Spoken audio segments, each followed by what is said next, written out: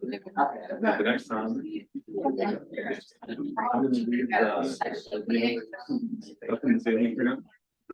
Yeah. That was perfect. I was figuring out the draw lighter. Thank you so much.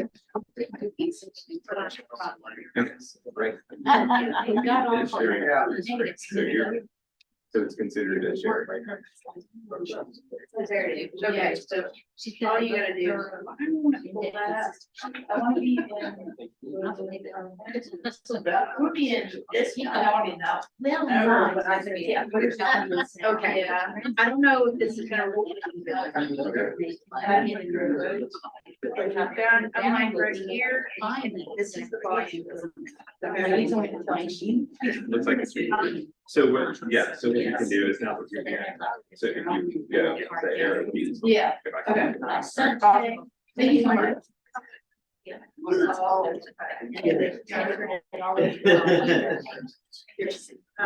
I just got you out there.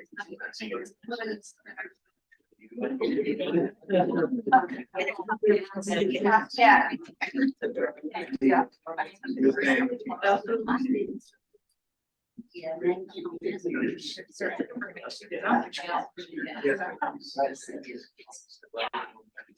Yeah. I don't know. No, is it mine? Yeah. Is this working? Yeah. Yeah, okay. I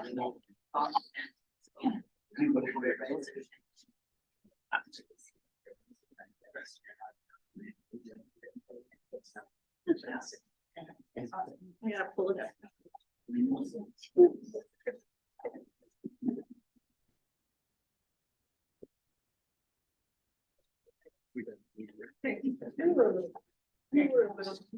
We're only 15 minutes.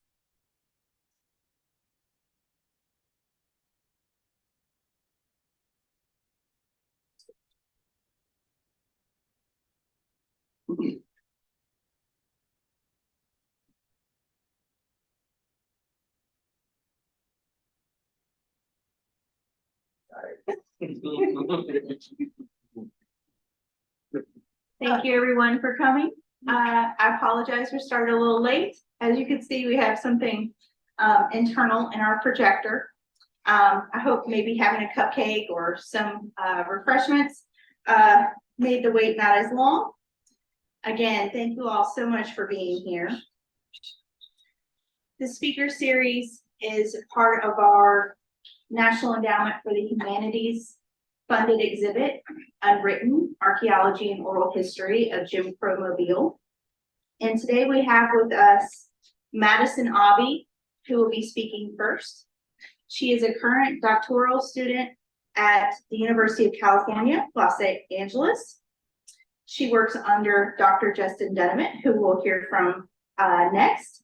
Her current research seeks to make connections across the Atlantic between Africatown, Alabama, and the hinterlands of Benin. She has just recently completed her master's thesis titled The Archaeology of Sovereignty, Africatown, Black Mobile, and Resistive Consumption. She is both a Ford Foundation and National Science Fellow. So please give a big round of applause to welcome Madison Aubey.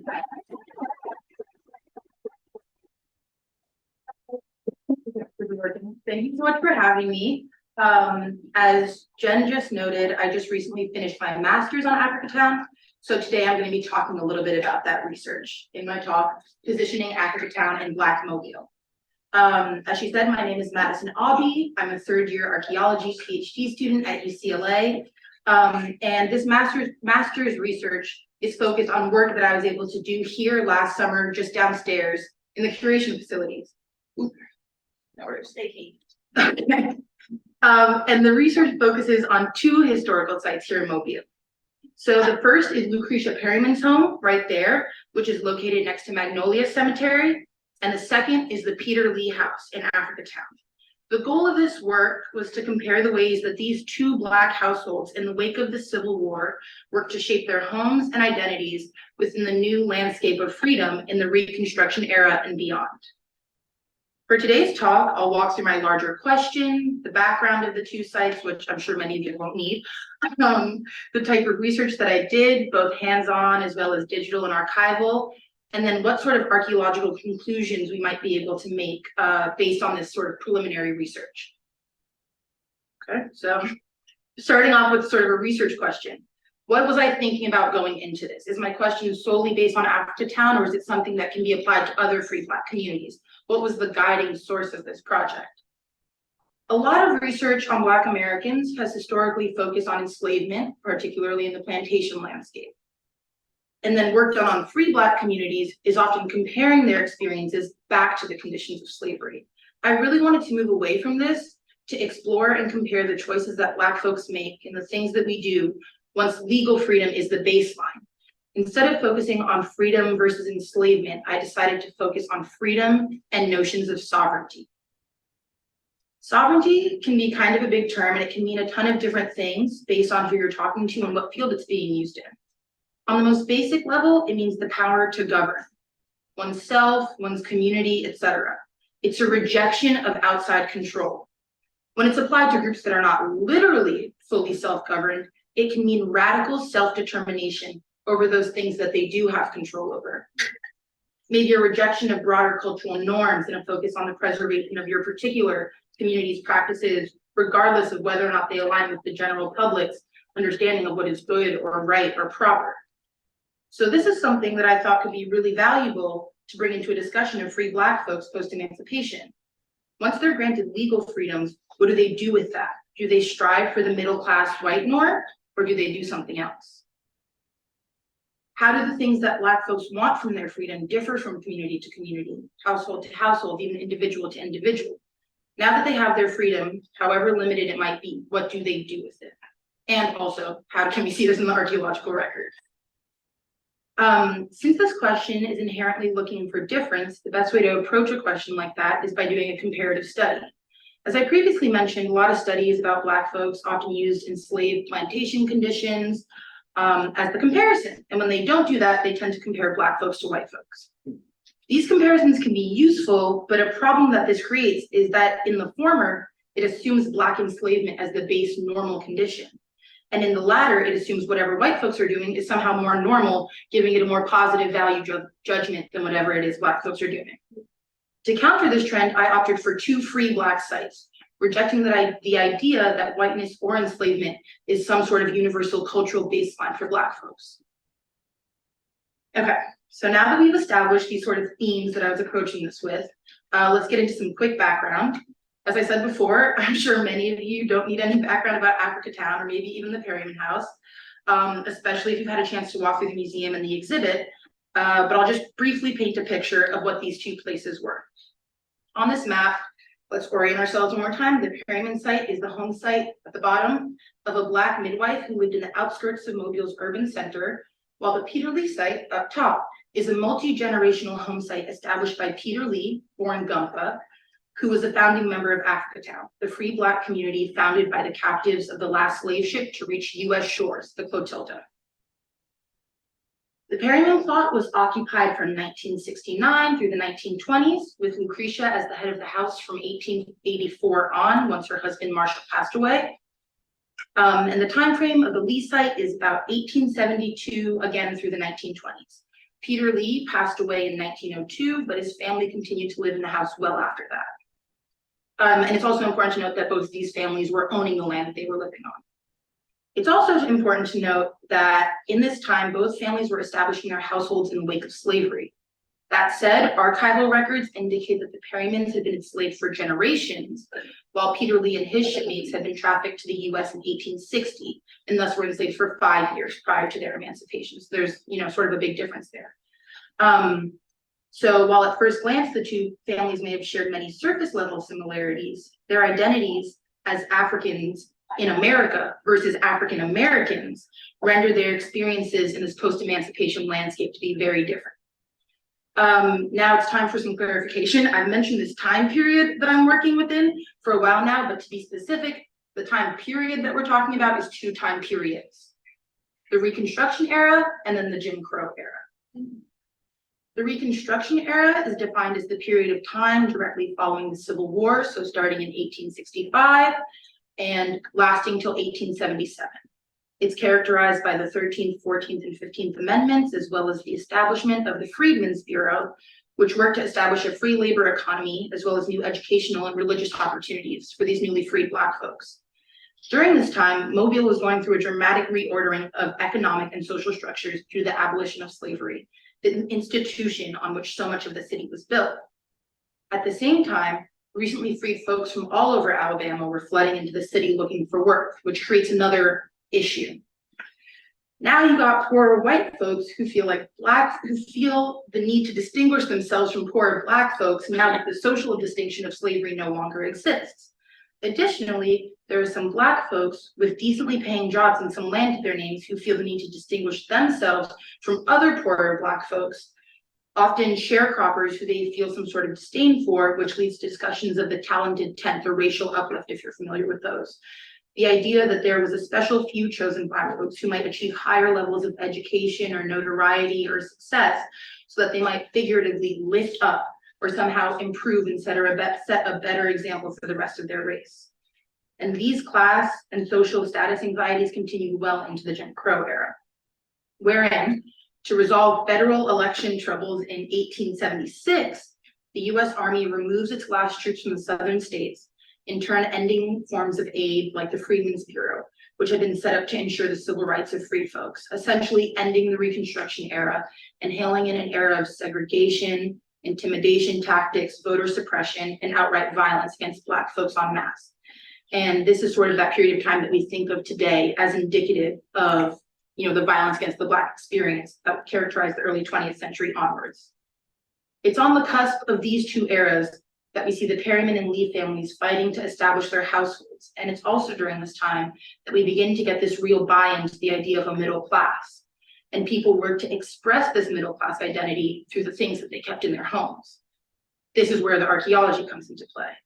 People don't just buy things, clothes, jewelry, dishes, you name it, for utility.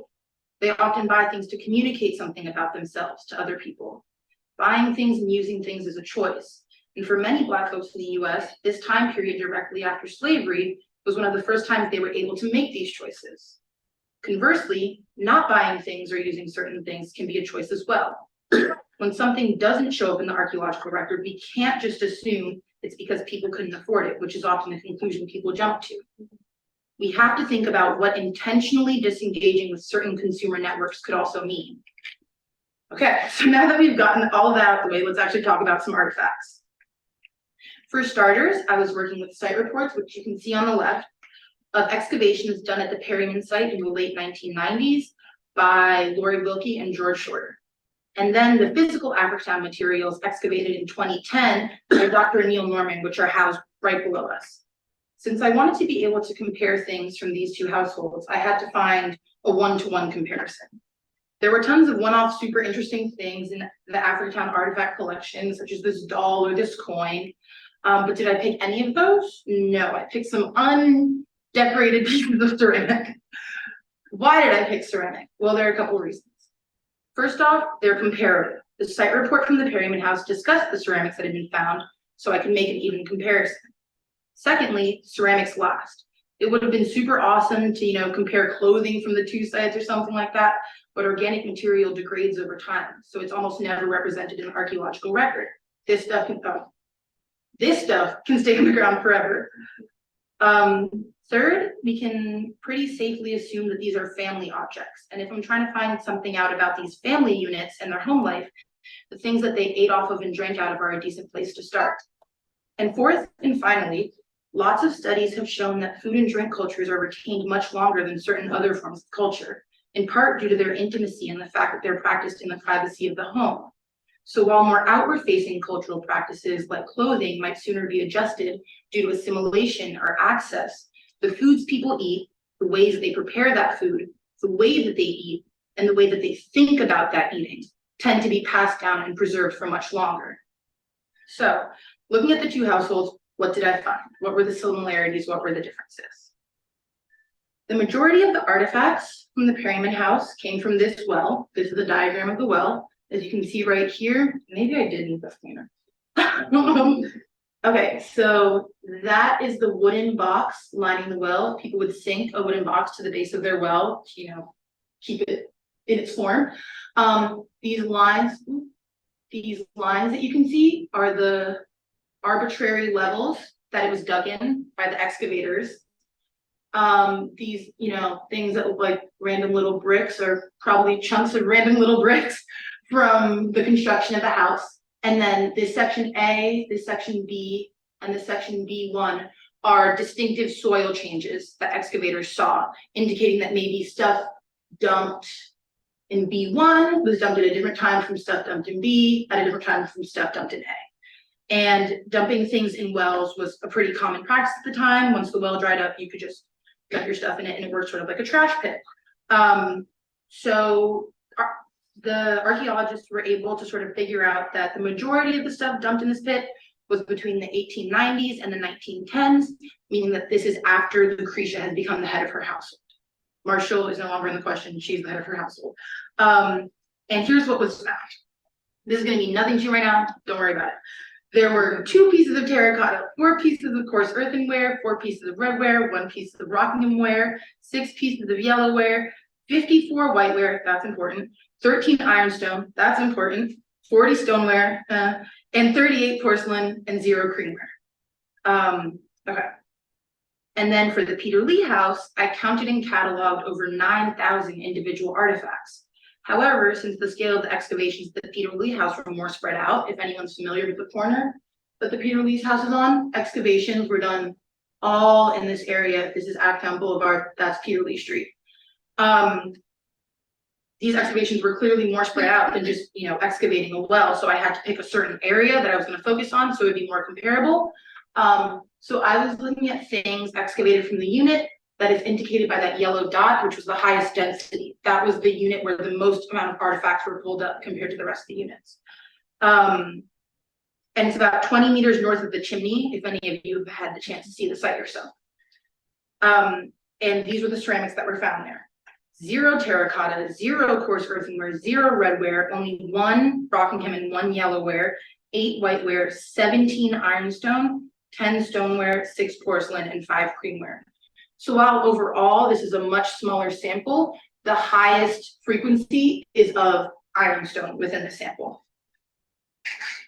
Okay, so what's ironstone? Ironstone looks like this. It's pretty basic standard. Some of the plates in your house right now might be made out of the same stuff. At this time, however, ironstone was something that was relatively new to the market, as it was only first produced in like the very early 1800s. And it was cheaper to produce and more durable than many other ceramic types. It was harder than earthenware, stronger than porcelain, you get the point. So you might be wondering, if it's cheaper and it's more durable, why didn't everybody switch to ironstone? It seems like the most logical thing to do. Well, this takes us back to what I said before. People don't just buy things for their utility. The things we own communicate something about us.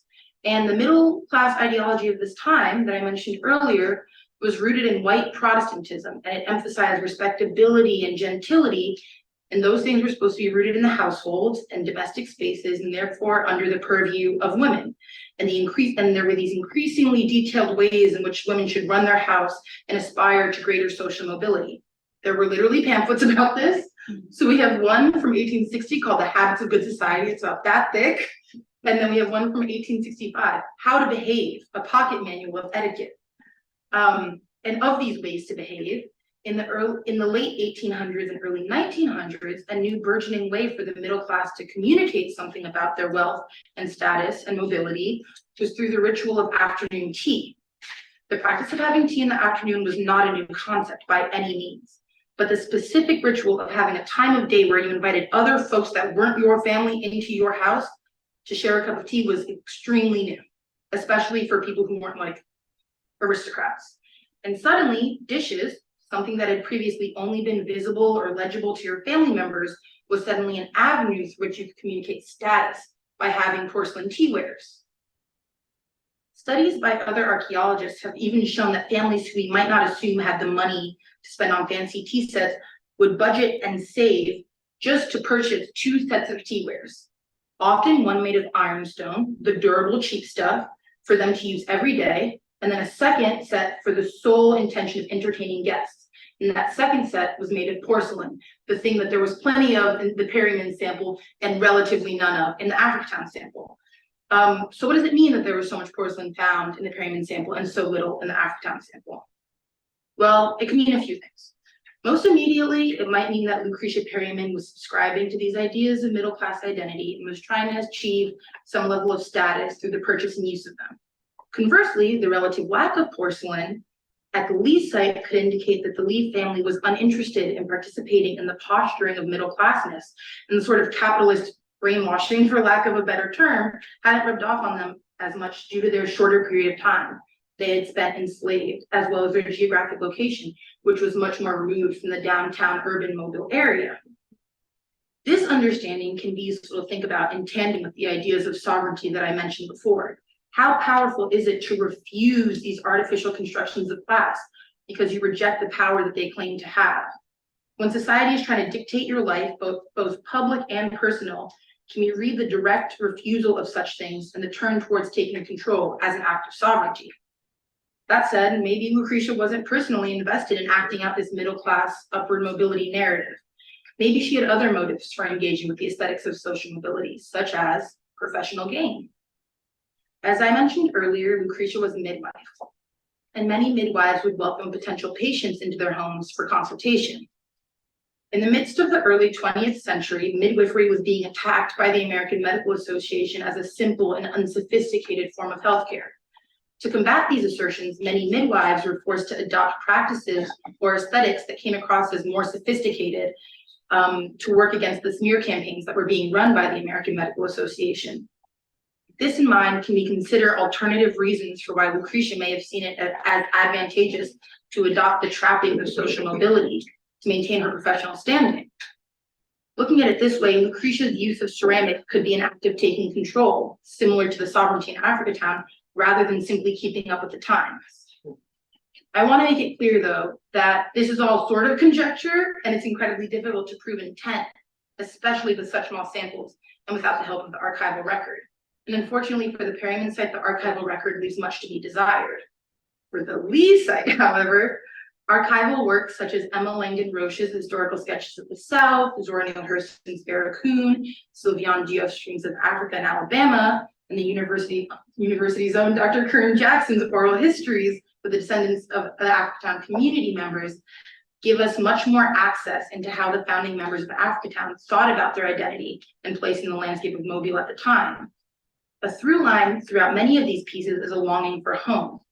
And while home meant many different things for the founding members, as many had come from disparate locales across West Africa, a unifying trait was that home was not where they were. Home was not the US, and while they engaged with many aspects of American culture, for many of the founding members, they never saw that culture as their own. This rejection of American norms and ideals was not something that they simply discussed, but it was something that they put into action, establishing their own forms of governing structures, engaging in communal land use practices, and remaining physically and geographically isolated from the rest of Mobile. Knowing this then, that rejection of American norms and ideals was integral to their identity, it can begin to seem more and more likely that the relative lack of porcelain in the Lee House was less so a happenstance and more so a symptom of a larger practice of intentionally disengaging with aspects of American culture and enacting their own forms of sovereignty. Now, of course, as a student and also as someone looking towards her PhD, I have to begin imagining what future directions this work might take to further investigate these themes. I've had the opportunity to participate in excavations in Benin, where many of the founding members came from, and both in Benin as well as here, I'm really interested in sticking with this idea of activities that happen in the household and the foods that we eat. I'm next interested in studying just that, the foodways that Africatown's founding members engaged with. In a vein very similar to what I just talked about, I'd like to look for evidence of how they engaged with or meaningfully disengaged from consumer networks, how they fished for, hunted for, and grew their own food as a way to distance themselves from the consumer food networks that often harmed Black folks at the time. But that's a presentation for a different day. So I just wanted to say thank you to Phil and Jen, everyone here at USA. And thank you for joining us this evening and hearing me out. So thank you.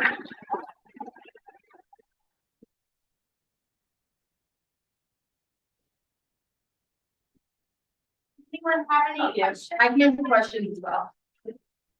Cool. Oh, yes? That brings LA students to learn about the history of Mobile. That's a good question. Well, I'm from the East Coast. I'm from New York. And I guess the better question is what brought me to the other side of the country? And that was Justin. I would not have gone to the other side of the country if it wasn't to get a chance to work with him. And what got me to study Mobile is that I'm interested in the question of what I mentioned earlier, elaborating on examples of the Black experience. I think that sort of the driving force of all of the work that I do is going to be to sort of break down notions of the Black monolith and this idea that the Black experience, no matter where it happens in the country, is the same. And I thought that Africatown was a perfect example for that. So that's sort of what brought me to that point. And then what's kept me really interested in Africatown is I'm really interested in environmental interactions, the ways that like what we do with the world around us defines who we are. And even the first time I came here, just speaking to people, talking about what's happening in the environment in Africatown right now. So sort of the destruction and the pollution that have happened as a result of, you know, all the industry right around there. The fact that people brought that up so quickly showed to me that something integral to the Africatown identity is their relationship with the land that Africatown's on. That makes sense. It's like a cyclical thing that feeds back into itself, but that's why I'm really interested in that. Yeah. So building on that question, when did you first hear about that? Or maybe from whom did you first? Well, I first heard about Africatown period through Barracoon. So 2018, when the book was released, Yes. I read it. I was an anthro student at Columbia, and I was like, 20 years and I have to read this. There's something new. I've lived here 30 years, and that's when. Yeah, so that was when I Which first. is kind of shocking to me. I was shocked too. So that was the first time that like I heard about it, and then, but I also. It was shocking to me. So it never occurred to me that doing work in Africatown was something that I could do or something that like could be needed in any way. Cause I was like, well, this place has to be famous. Like I definitely am just late to the jump and everybody else knows about this. And there's going to be 20 archaeologists already doing work there. And then when Justin told me that the majority of the archaeological work that's being done there, like the majority of the archaeological work being done is on the ship, and there wasn't much terrestrial archaeology going on, I was like, oh my God, like I can't believe this. So I was just as shocked as you. Yeah. Yeah, with similar terracotta and ceramics being found in like Southern American, Brazil, and Haiti, do you think your work will lead you towards visiting how the Maroons did business, governing themselves, and not being with one party or the next? Yeah, I mean, where will my dissertation work take me? I don't know. But as someone who is descendant, as someone who's a descendant of Maroons myself, I think when I first got into grad school, because my family's from Jamaica, they were like, that's what you're gonna study, right? I was like, no, because if I do that, then nobody's ever gonna let me leave Jamaica and I'm gonna be there for the rest of my life with my aunties on my on me every day. So I think that it's funny, like I directly was like, I'm gonna study something other than that, and I've come right back around to it with this idea of like self-governance and independence as integral to identity. So I'm sure my grandma will be happy to hear I'll get there eventually. Yeah. You think the kind of dishes that the pyramid woman had, and the Lee woman had to do with Lucretia, who she had to host? Yeah, so I think that what I was trying to sort of allude to is we can't just read her dishes as a reflection of her, but more so as a reflection of like who she had to host as a midwife and the professional gain she could have been trying to get from that. Because obviously a space that's open to the public is going to look a certain way, but then a space that's open to the public to transmit something about your professional identity as a midwife is going to look different from that as well. So I think that could be a big part of it. Because I was thinking it might be instructive as to how the Black midwives got run away. Yeah. And their ways to earn got reduced to money. Yeah. Yeah, I thought it was really, when I started reading, and I got to this late in my master's research, but when I started reading about sort of the smear campaigns and the things that the American Medical Association were doing to discredit midwives at the time, that's when it totally sort of transformed my idea of the motivations that Lucretia could have had for having these things in her home. Because suddenly I was like, this probably has nothing to do with her personally, and this has so much more to do with her professionally, because they were using, you know, language of like simple, dirty, unhygienic, improper, unsophisticated. So adopting these trappings of what was sophisticated, proper, clean Protestant society at the time, I feel like could have been a tool to transmit that subconsciously or consciously to her guests. Thank you. You mentioned food. Mhm. Can you explain that? Yeah, absolutely. So at the same time that there were all these pamphlets going out about like, this is the proper way to make your home operate so that, you know, you look clean and proper and sophisticated, there were also arbitrary lines being drawn in the sand about what was clean to eat and what wasn't clean to eat. So even on the plantation landscape, you know, the enslaver in his house might eat squirrel, but he wouldn't eat possum. Kind of the same thing. The same thing, but whatever. And then especially in you know, towns on the water like Mobile, people would see that, oh, this is a source of food. This is a source of food they don't have to pay for. And a lot of freed Black folks would go and they would fish for their food and they'd take whatever extra they had and sell it outside the market. And then suddenly people were like, the word that they would use at the time was rustic, but it kind of just meant like simple, dirty, unsophisticated. That's what they were using it as a proxy for. So suddenly eating fish was rustic. And like the upper echelons of society don't eat fish anymore because we would never do that. So I'm really interested in terms of Africatown, this place that did have so much access to the water, this place that did have so much access to land they could grow food on and hunt food on. What foods are they eating?